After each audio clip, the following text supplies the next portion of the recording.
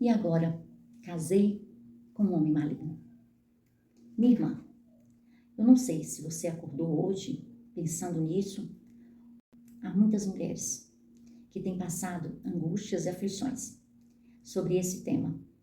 Casa, pensando que casou com um homem protetor, um homem provedor, um homem temente a Deus, e descobre que casou com um homem maligno. Eu quero te dizer que em 1 Samuel, capítulo 25, Deus deixa registrado a história de Abigail, a história do casamento de Abigail. E se ele deixou registrada essa história, é para que eu e você saibamos que há uma saída, há uma solução. Eu sei que muitas vezes, principalmente as mulheres que casam, que são cristãs, ficam com culpa, pensando, será que eu não orei bastante? Será que eu não busquei nas escrituras a orientação necessária? Mas eu quero te dizer que hoje o Senhor Deus quer tirar sobre os seus ombros esse fardo pesado. Ele quer te dar um fardo leve, que é o fardo dele. Há palavra de paz para o seu coração hoje. Nós não sabemos em que circunstância deu o casamento de Abigail com Nabal. Mas a Bíblia descreve aqui em 1 Samuel 25, versículo 3 e 4. Este homem se chamava Nabal. O nome de sua esposa era Abigail. A mulher era inteligente e muito agradável aos olhos. No entanto, seu marido, pertencente à família de Caleb, era grosseiro e mau. Eu quero te dizer que havia uma sentença de morte sobre a casa de Abigail, por causa do mau comportamento do seu marido. Mas Abigail, como você, foi uma mulher sábia, uma mulher que buscou discernimento.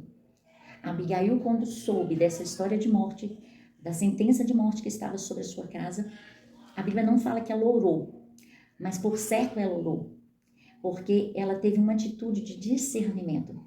Ela foi, juntou os alimentos e foi diante daquele que estava com a espada sobre a sua casa e pediu perdão, se humilhou, ofereceu comida.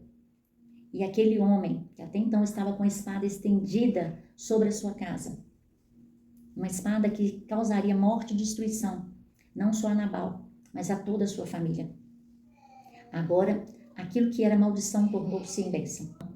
E o Senhor te levantou como mulher sábia dentro da sua casa. Então o Senhor está derramando sobre a sua vida agora sabedoria para que você possa agir diante das sentenças que estão sobre a sua casa. E sabe o que houve? Abigail não contou imediatamente a seu esposo Nabal, que tinha ido pedir misericórdia sobre a sua casa.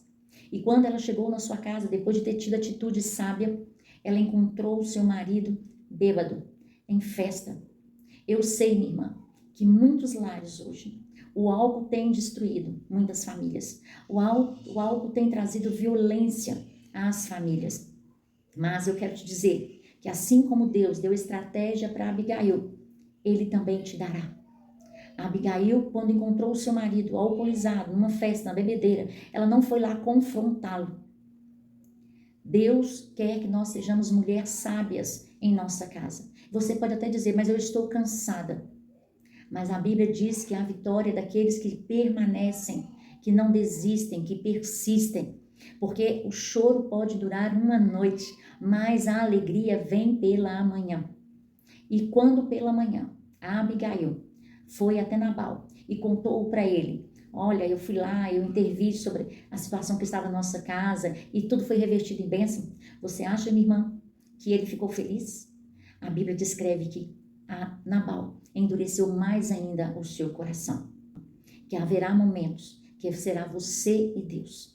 Você não vai mudar alguma situação. Quem entra e luta pela sua causa é o Senhor dos Exércitos. Abigail fez o que tinha que ser feito. Agiu com sabedoria e com discernimento. E Deus entrou na causa de Abigail. Deus não repreendeu Abigail pelo que ela fez. Pelo contrário, Deus deu vitória e tratou com Nabal. Então eu quero te dizer, você foi chamada para esse tempo. Você foi chamada para o reino como mulher sábia. Se sobre a sua casa tinha uma espada, uma maldição, uma sentença de morte, Hoje o Senhor está te revelando uma estratégia nova para você vencer. Ore, busque na palavra, reflita. E se você quiser conhecer mais sobre essa história de Abigail, está em 1 Samuel 25, e eu também falo um pouco mais profundamente no meu livro, Chamadas para o Reino. Que Jesus te abençoe e te dê a paz.